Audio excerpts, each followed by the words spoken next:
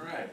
Well, hey, it's good to be back with you again as we continue to study and talk about the subject of evangelism and how to reach the lost and the people around us, all for God's glory. Remember this, though.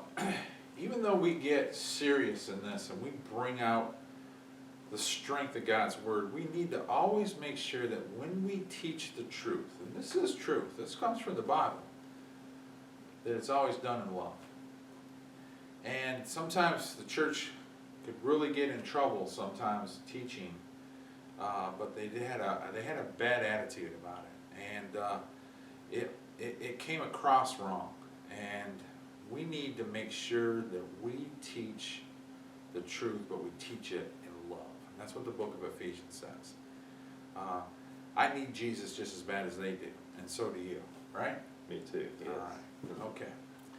Well, I hope you're enjoying these studies, and we have been leading somebody to Christ, basically trying to equip the church to evangelize in this 21st century. So I hope you have your Bible with you. I hope you've got a pen and can take some notes. And if you do have a copy of this workbook in front of you, I know a lot of us do here at Baker Heights, you can even write in there and take some notes yourself. All right? And as we're going through and meeting new people, even during the coronavirus, just like Manuel, he met a whole new person today, even though we're locked down and staying away from people. We are meeting new people. And put those people on prayer list and keep praying for those every day that God opens up their hearts, because we always want to make sure that we're involving God in evangelism. Yes, sir. First step is prayer. Absolutely. Absolutely. Yes. So, Jacob, good to be with you today. Hey, thank you, James, for having me here. Oh, man, it's great. Thank everybody for watching today, and hope that you learned something great from this. Yes, yes, exactly. I hope we're all encouraged. Yes. Yes. All right.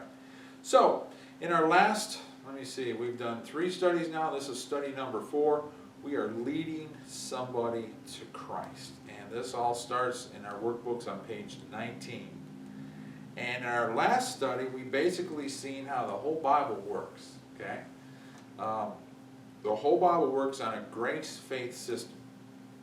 On the bottom of this chart, the arrows that are going down represent everyone who has sinned and fallen short of God's glory. Some of those people in the Old Testament had faith. Some of those people in the New Testament had faith. Now, if they have faith, then they can connect to God's grace. That basically points to Jesus coming and dying on the cross, right, for us. Grace, faith, system. If those 2 components are in place, then they will have heaven. For the rest of the people that are on the bottom of this chart that sin and fall short of the glory of God, but they didn't have faith, then they cannot connect to God's grace, and they cannot have heaven. And they're only left with total separation from God for eternity. Right? But here's what's important. Since faith is our part, right? This is something we need to do. We need to understand that our faith is determined by covenant. As for instance with Noah, he was told to build an ark. If he had faith, he's going to build an ark. But Jacob, are you building an ark? No. You're not building an ark, are you? No, because that wasn't to us. Abraham was told to leave the land of Ur and go to the promised land. Have you ever done that? No. No, you haven't, because that covenant was to Abraham, was not to us. So our faith is not determined on that covenant. With Moses, he went up to Mount Sinai, got the 10 Commandments, 600 ordinances, told the people how to live, animal sacrifices, keep the Passover, and so many other things. That was a covenant that God made with him and the Israelites. God did not make that with us. That's why we don't do those things. That covenant wasn't to us. And he also dealt with David and made some covenants with him. Again, it was with him, not to us. We need to find, in the New Testament, the covenant God has made with us. And if we can find those things, then we'll understand what our faith is determined by. Because this Bible is a pretty big-sized Bible, isn't it? Right? And if you don't understand covenant and how it works, you're going to be reading over here in the Old Testament thinking, man, I need to do this or I need to do that. And actually, no, that wasn't to you. That was for those people. We need to find what was written to us and what we need to do so we can connect to God's grace, and this will determine our faith. So we're going to kind of go through this whole covenant package. All right? So let's talk about this covenant relationship. Jacob, when I deal with people, a lot of people love to talk about feelings. They say, I feel I'm saved, right? Other people will say they feel I'm not saved. Feelings, emotions, they can kind of swing, can't they? Right? You can go through highs and lows. I used to do that when I used to go to KISS concerts, right? I used to have feelings, right? Emotions, right? Gene Simmons would get up there and breathe fire or whatever, and and I could get the goosebumps or whatever in this concert, and everybody's screaming, and I could feel it, right? Well, those feelings were wrong feelings, weren't they? There was nothing good going on at all there. In fact, some of that was probably due to alcohol or for other people for drugs and stuff, that those emotions were brought on. Feelings can be, as one person said, a fickle thing at best, okay? We want to make sure that our salvation is not based on feelings. Because you can feel like you're saved and find out you're not, right? Or you could feel like you're not saved, and actually you are, right? Because you're going off of feelings. We want to deal with facts, and that brings us to covenant. Our salvation deals with covenant. It's a contract, it's an agreement that God makes with us. And that pushes feelings away. If God says, look, this is what I want you to do, He makes His covenant with us, and we do that, we keep that covenant, we're saved. If we don't, we're not in covenant relationship with God, God owes us nothing. He is not obligated to give us anything because He is not in contract with us. Now, Jacob, I spent a lot of years in evangelism and trying to lead people to Christ and teaching others, but I have never seen anybody really slow evangelism down and really hit on this subject. I've never seen it myself. And this is where evangelism slows down. We are so quick to get people to the water. I think we need to slow down a little bit, and let's talk about the covenant relationship. Okay? Is that okay? Sounds good to me. All right. So, it's a binding agreement, and if you've got your workbooks with you, it's on page 31. Okay. So, let's talk about what is a covenant. This is the Greek word, okay? I won't mess all that up, but you can see it there. It's a disposition, it's a contract, it's a will, covenant, a testament, okay? All right, so that's what a covenant is. When you get into the Bible, though, you're going to start to find that there's some different kinds of covenants. There's different kinds, and I'm just going to take three basic covenants of the Bible. And let's go through this first one. So, this is what I would call a one-sided covenant. Okay? And Jacob, you've been in enough of my classes, but what do I believe this is? One-sided covenant, kind of like what something God has done on His part. Right. So, And what is this a picture of? What do I believe this is a picture of? Do you remember this picture? oh, the flood of Noah with the rainbow. Okay, so there you go. I believe this is a picture of Noah's Ark. Okay. It sits about 12 to 17 miles away from Mount Ararat, okay, That's right. modern day Turkey, okay? God made a covenant, as you were talking about there, with Noah, right? And what did he do? He said, look, I'm going to put my bow in the sky, right? And I'll never flood the entire earth again, right? And so he put that rainbow in there. And then God says, I made a covenant with Noah, all right? Now the reason that I call this a one-sided covenant is because God made this covenant with Noah, with the earth, with the animals, all of mankind, forever. Okay? And I'm not going to destroy the entire earth with a flood again. Here's why it's one-sided. man doesn't have to do anything. Doesn't matter if man's good, doesn't matter if man's bad. Man has to do nothing on his behalf to get these blessings. And when you deal with a covenant, you have promises, you have blessings, okay? This is a blessing, right? Have you ever been in a flood? Not one like they had. Not like that. Absolutely.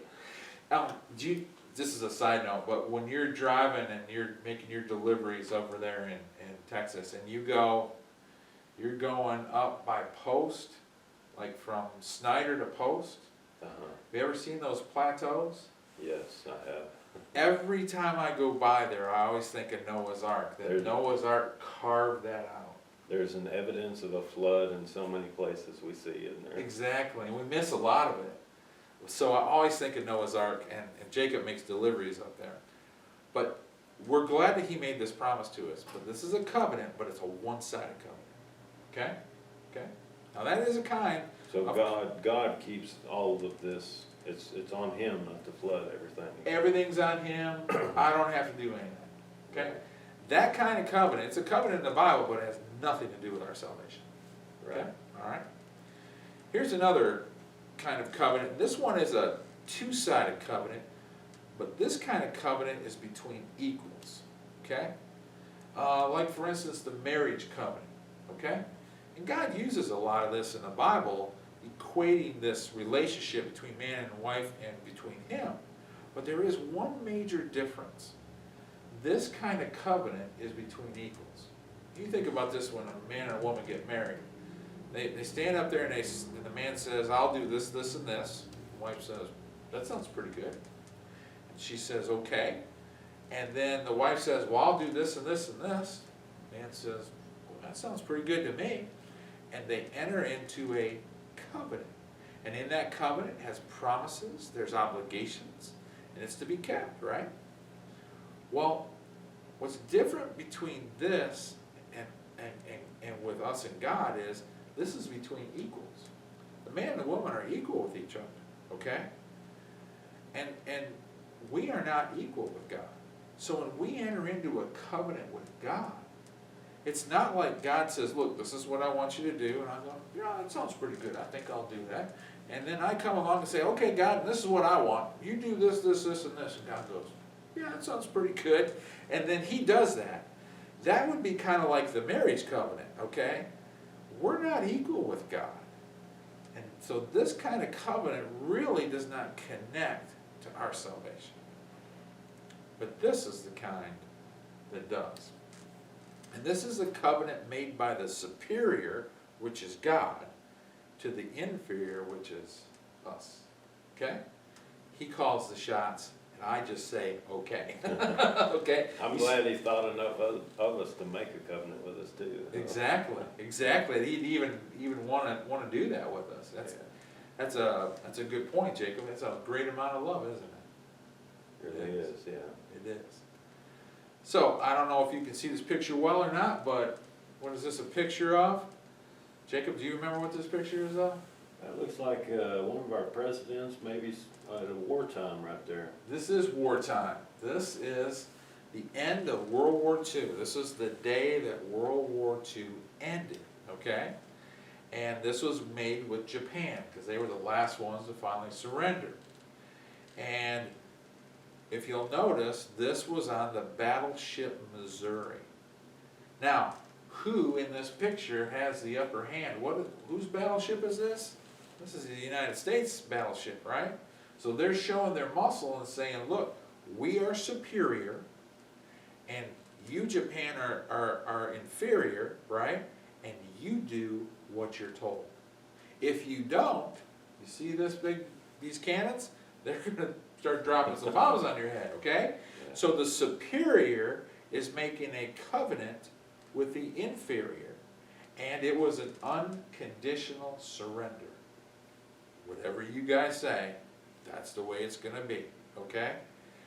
This is the kind of covenant that we enter in with God, okay? All right. And to see a good example of this, we're going to go back to the book of Ezekiel. Let me paint the picture for Ezekiel. Here the Israelites are, and they're living in Israel, and they're in Jerusalem, and The Babylonians have come in and they have surrounded the city, okay? They've got a siege laid to it. And they're telling the Israelites, surrender, okay?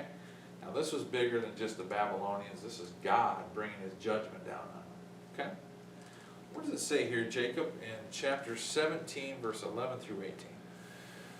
Then the word of the Lord came to me, say to this rebellious house, do you not know what these things mean? Say to them, the king of Babylon went to Jerusalem and carried off her king and her nobles, bringing them back with him to Babylon. Then he took a member of the royal family and made a treaty with him, putting him under oath. He also carried away the leading men of the land, so that the kingdom would not be brought low, unable to rise again, surviving only by keeping his treaty. Okay, so let me give you a little history lesson here, right? Babylonians came in 3 different times. First time they came in, they made a treaty with these guys. Hey, pay your taxes, you submit to us. Okay, great. Well, then they came back again. They took Shadrach, Meshach, and Abednego, right? Took them away, the leading men of the land. Brought the land low, and took them into slavery. That way he took all the leading men, so they wouldn't get out of hand. And then he made a covenant or an oath with King Zedekiah, and he put him in place. He said, "Hey, you keep these laws, right? Okay." And they'd only survive by keeping the treaty. So he puts this King Zedekiah in place. All right, now watch what happens. Let me read here. But the king rebelled against him by sending his envoys to Egypt to get horses and a large army. Okay? King Zedekiah is like, I'm not keeping this treaty anymore. I'm going to go down to Egypt. They're going to come up and fight with me. I'm going to go down and get some horses down there, and we're not doing this anymore. Okay? Here's what God asks. Will he succeed? Will he who does such things escape? Will he break the treaty and escape? Now this is dealing with our covenant here that we make with God, right? So, look what he says here in verse 16. Jacob, what does it say in 16? As surely as I live, declares the sovereign Lord, he shall die in Babylon, in the land of the king, who put him on the throne, whose oath he despised, and whose treaty he broke. Pharaoh with his mighty army and his great horde will be of no help to him in war. When ramps are built and siege works erected to destroy many lives. He despised the oath by breaking the covenant, because he had given his hand in the pledge, and he did all these things. And yet he did all these things. He shall not escape. All right. So that's what happened. He broke the treaty. He broke the oath. He didn't keep the covenant that he made with Babylon. So what happens? Babylon, which is the superior, comes, surrounds the town for the 3rd time. They break through the wall. King Zedekiah runs out of the wall with his sons out the back. They run. The Babylonians catch him. He takes all of his sons and lines them up in front of him and kills every one of his sons in front of his eyes. And then he gouges out his eyes and led him into slavery. Wow. All because what? He didn't keep covenant. Wow. All right? Now, how important is it to keep covenant? Pretty important, right? And this is why God puts this in the Bible. But the superior has the upper hand. We are the inferior. Okay? So, when God says, look, this is the covenant I make with somebody, if we don't keep it, we're going to be killed, and then bad things are going to happen. Do you see my point? Now this slows down evangelism. This slows down your process when you're working with somebody. But I think it's important. Okay? So let's talk about this concept. All right? So we know what kind of covenant we're under. God is the superior, we're the inferior. But let's talk about God being bound by covenant. Does he have to keep his end of the deal? Let's see. We're going to find an odd story over here, Jacob, in Genesis 15. Going back with Abraham. Boy, we talked a lot about Abraham, haven't we? Yes, Paul loves to talk about him. Let's go over here to Genesis 15.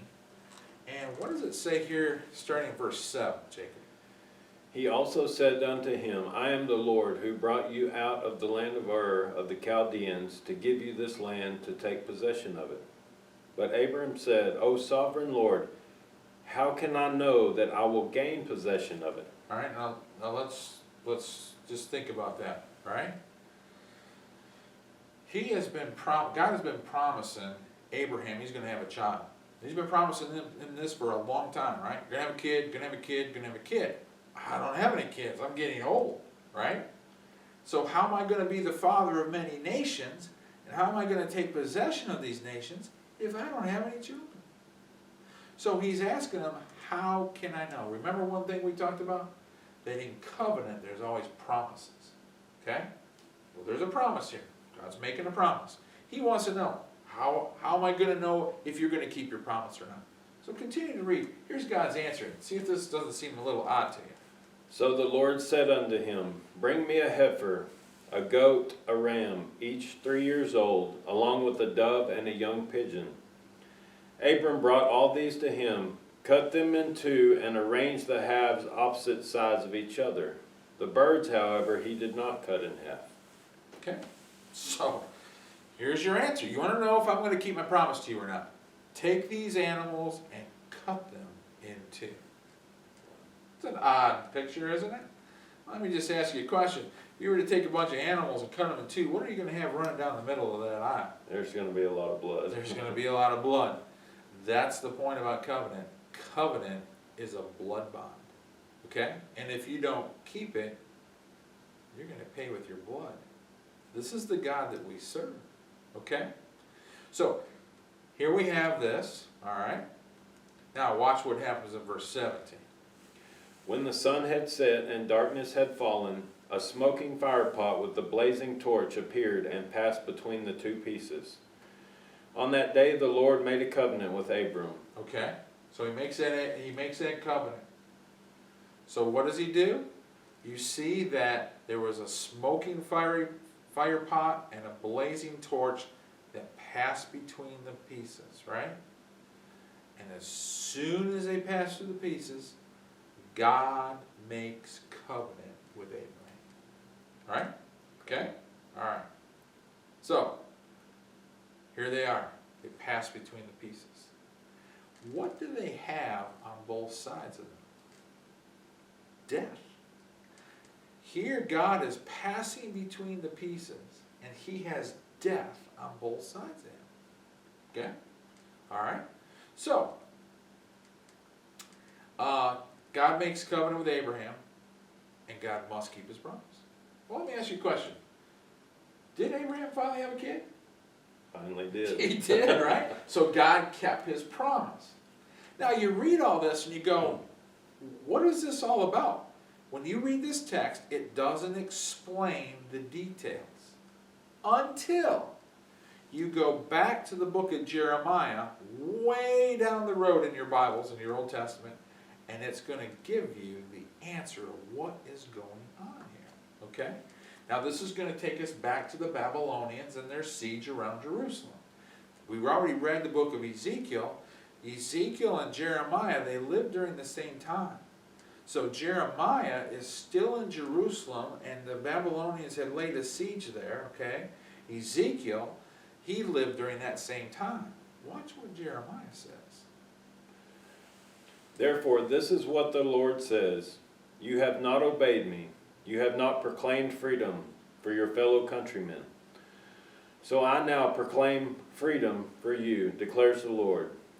Freedom to fall by the sword, plague, and famine. I will make you an abhorrent to all the kingdoms of the earth. The men who have violated my covenant and who have not fulfilled the terms of the covenant they made before me, I will treat them like the calf they cut in two and then walked between its pieces. Oh, God's like, this is why the Babylonians are coming in. You think it was just an enemy coming over the hill and they're going to destroy you? This is me. I sent the Babylonians. They're coming in and destroying you because you have not been good people. You haven't kept the covenant. And what does it say? When they walk between the pieces, I will treat you like the calf you cut in two and walk between the pieces. Apparently, this is how they made covenants back then. They take an animal, cut it in two, and walk between the pieces. Remember, keeping covenant is a blood bond. Say, I'm going to buy a piece of land from you, right? And you say, well, you want so much money, right? Okay. Well, I don't have all that money yet. But in 1 year, I will pay you this much money. So we take a calf, we cut it in two, and I walk between the pieces. And then Jacob says, okay, I'll trust you. Because if you don't keep the covenant, you're going to end up killed and cut in two. So I got to pay your money. Right? I don't want Jacob cutting me in half. And, you see my point? This is serious business, okay? All right? So let's go over here to verse 19. The leaders of Judah and Jerusalem, the court officials and the priests and all the people of the land who walk between the pieces of the calf, I will hand them over to their enemies who seek their lives. Their dead bodies will be food for the birds of the air and beasts of the earth. The birds are going to come and feast on them. Because they didn't do what? They didn't keep covenant. Wow. And so you can see this covenant is a blood bond. If you don't keep it, you'll pay with your blood. Now that's pretty harsh stuff, isn't it? Pretty serious, isn't it? What do you think, Jacob? We're so quick to lead somebody to Christ. Do you think it's a good idea to maybe share a little bit of this with them and let them know how serious what they're about to enter into? That covenant is pretty serious. It is pretty serious, isn't it? Right? It makes us respect it that much more, knowing about this. Yes. I think when a person becomes a Christian, they'll become a stronger Christian. And they won't be so topsy-turvy, maybe. And they'll have a better foundation going into Christianity. Yeah. Okay? So, not only was God bound by covenant, but so is man. And so we find this in Genesis 15 with Abraham and God making covenant with each other, right? But then, 2 chapters later, we find Abraham again. So, we just had a one-sided covenant over here in chapter 15. God makes this covenant with Abraham. Now in 17, Abraham is going to enter into that covenant. And how is he going to do it? Blood. Circumcision. Yeah, circumcision. Circumcision. And there's blood in circumcision. And see if you can't find the word circumcision, blood, and covenant in these verses. Genesis 17. What's it say here, Jacob? Then God said to Abraham, as for you, you must keep my covenant, you and your descendants after you, for the generations to come. This is my covenant with you and your descendants after you, the covenant you are to keep. Every male among you shall be circumcised. You are to undergo circumcision, and it will be a sign of the covenant between me and you. Okay, so this is the sign of the covenant. An Israelite entered into covenant the day they were born. And then on the 8th day, they were to be circumcised. And this is the sign of the covenant. And blood's involved. Okay? Continue here in verse 12. For the generations to come, every male among you who is 8 days old must be circumcised, including those born in your household or bought with money from a foreigner. Those who are not your offspring, whether born in your household or bought with your money, they must be circumcised. My covenant in your flesh is to be an everlasting covenant. Any uncircumcised male who has not been circumcised in the flesh will be cut off from his people. He has broken my covenant. Ah, that's pretty serious, isn't it? Wow. You don't get circumcised, I'll break you off. So we have circumcision, we have blood here involved, right? We have the word covenant. Okay? All right? So they entered into covenant when they were born, and then they had the sign of the covenant when they were circumcised, the males only, at the age of 8 days old.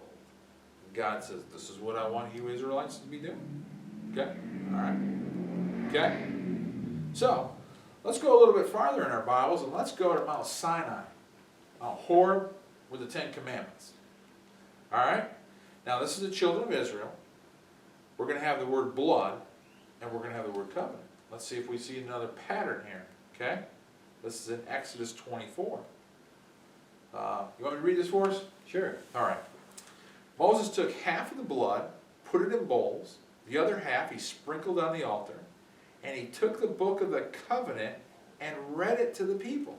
Now this is when he's coming off of Mount Sinai. Here's the Israelites. I'm reading God's covenant, the book of the covenant, to all of you. Okay? They responded, we'll do everything it said. We're going to obey. Moses then took the blood and sprinkled it on the people and said, this is the blood of the covenant that the Lord has made with you in accordance with all these words. Could you imagine sprinkling a bunch of blood on you? I'd like to come out of a church service like that. It's like, hey, those people think we're crazy enough and stuff. What are you guys doing in there, right? But there's a point here. He's saying, look, if you don't keep what you just said, I'm going to keep this, right? You are going to pay with your blood. And this is a reminder, it's on your clothes. That's a pretty serious story, isn't it? Yeah, it is. Now you want to see how serious this gets?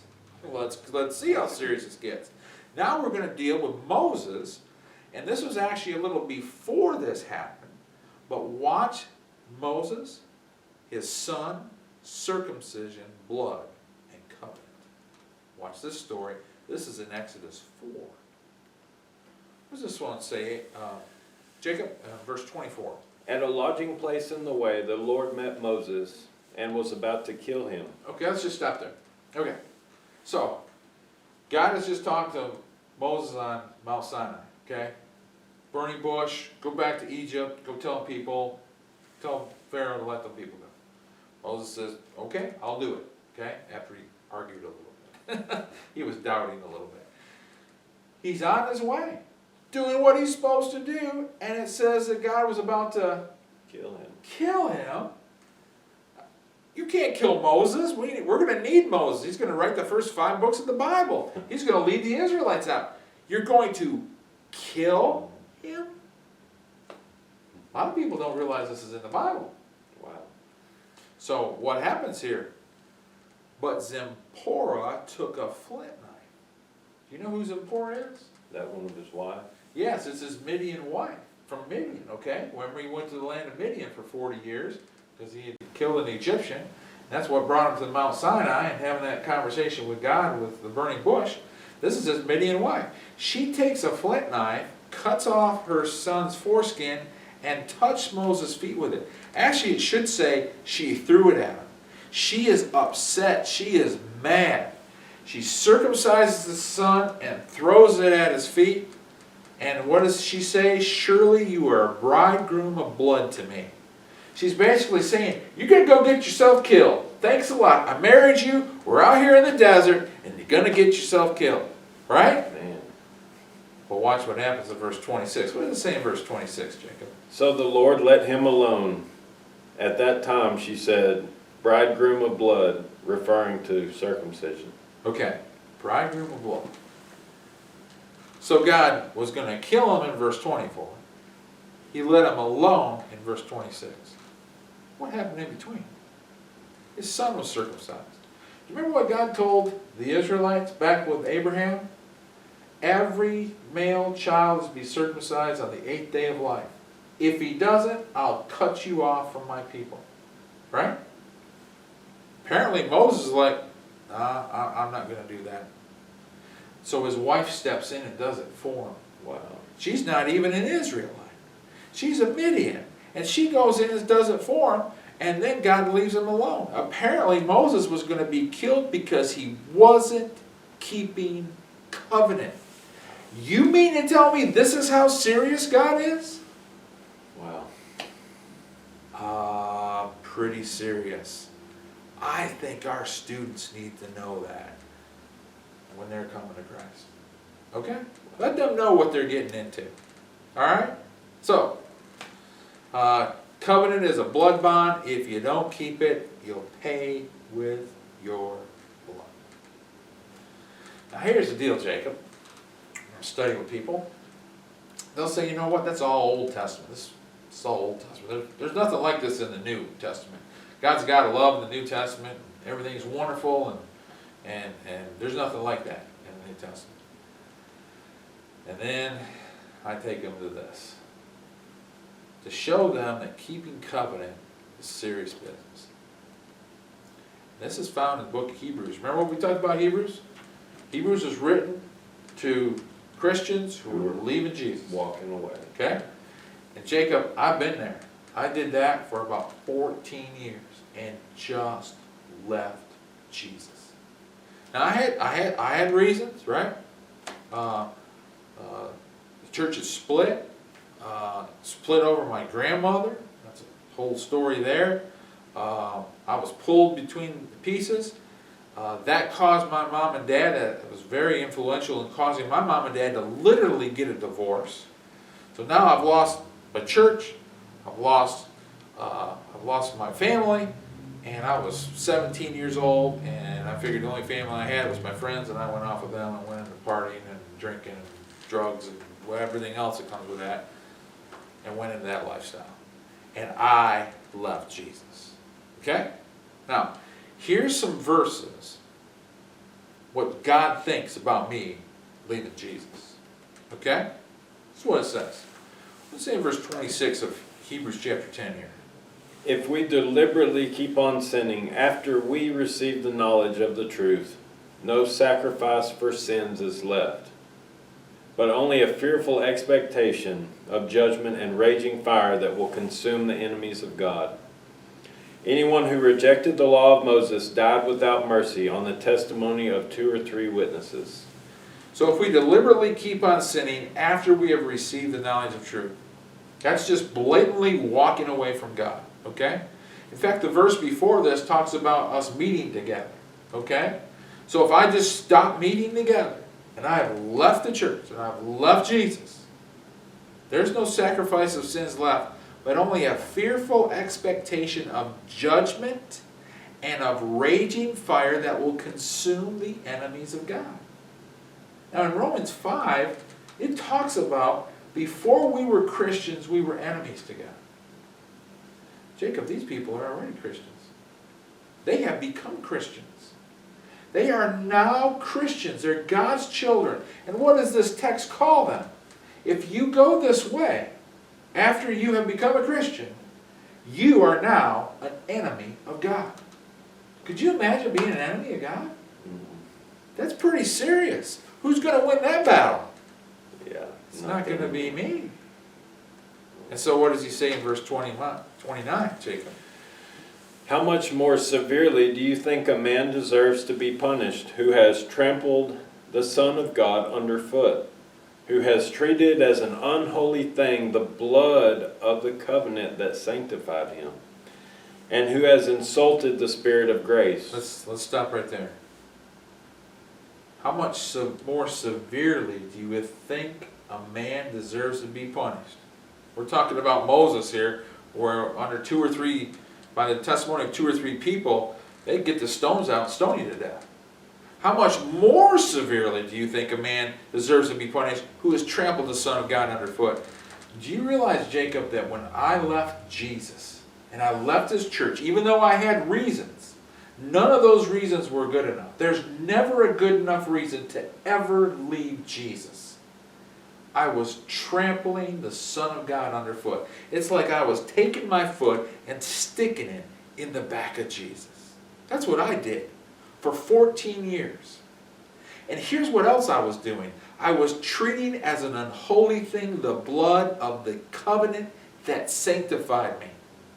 The holy blood, the sinless blood, that propitiation that Jesus, he is our propitiation. His holy blood, it was like I was spitting in the face of Jesus and saying, I don't need your blood to sanctify me anymore. How foolish I was. And I insulted the Spirit of grace. For we know him who said, it is mine to avenge, I will repay. And again, the Lord will judge his people. It is a dreadful thing to fall into the hands of the living God. How serious is our God? He's serious. This is in the Bible, isn't it? Yes. It is, Jacob. Yeah. And so look, God loves us. He has just paved the way for us. He's just taken heaven and shaken all of the goodness of heaven out. That's God's grace. Sent everything he had for us. Sent Jesus to die for us. All we need to do is follow him. But if we walk away from him, this is what we can expect. I can't believe I did that for 14 years. And I never want to do that again. So I'll tell you what. Jacob, if I ever leave Jesus, you come and take a baseball bat to my head. I'm coming after you. Okay. I'm serious, man. What in the world were you thinking? And show me these verses and remind me of all the wonderful things that God has done for me. Amen. But the key is this. God is a covenant God. And we must stay in covenant relationship with him. Okay? So, conclusion. So here I am, standing there in Judgment Day. And I'm saying to God, God, you owe me heaven. Okay? Here's how it works. First of all, if we are not in covenant relationship with God, God is not obligated to owe us anything. I don't have any contract with you. I've never made an agreement with you, right? So, first of all, I've got to get into covenant relationship, and we're going to discuss that in our next study. How do you get into covenant relationship with him? And then we need to stay in covenant relationship with him. But the key is this. If there's no contract, there's no forgiveness. There's no guarantees. There's no hope. So it is important that we are in covenant relationship with God. And we saw what kind of covenant relationship we're in. He's the superior. We are the inferior. We do not tell him how it is. And I know man does that a lot, right? Well, this is how I think we should worship. This is how the church ought to be set up. This is how we ought to do this. This is how we ought to do that. No, never. He's God, not us. He tells us what he wants us to do. And we comply with it, right? And then we have to stay in that covenant relationship with God. If we ever leave him, we're going to pay with our blood. It's pretty serious, isn't it? So no contract, no deal. What do you think, Jacob? I like that, James. Brings a new meaning to blood and that Old Testament relationship, stories that we read, brings it to life. Yeah. And I think if a person understands that, we will have less and less Christians right from the get-go. Before they even become a Christian, we'll have less and less Christians leaving Jesus, because hopefully this will stay with them and they'll understand that God is a covenant God. So I hope you've been blessed today. Jacob, thanks for being with us. Thank you, James. And, I always learn a lot. Oh, hey, I do too. I see all this. I'm just like amazed. I'm like, it reminds me. I could go over this over and over and over again. I need it just as bad as anybody else. So I pray it's helpful, and I pray that we'll go out and share this with our neighbors and our friends and our family, even during this time of the coronavirus, and we can share this with over the phone or through emails or something. Send them the videos that I have, or this video, and you can send them off and connect to other people, and hopefully they'll start asking some questions, and all for God's glory, that they'll come to him and his kingdom will increase. All right. We hope you'll be blessed, and thank you for watching this. Yeah. And we'll see you next time. See you next time.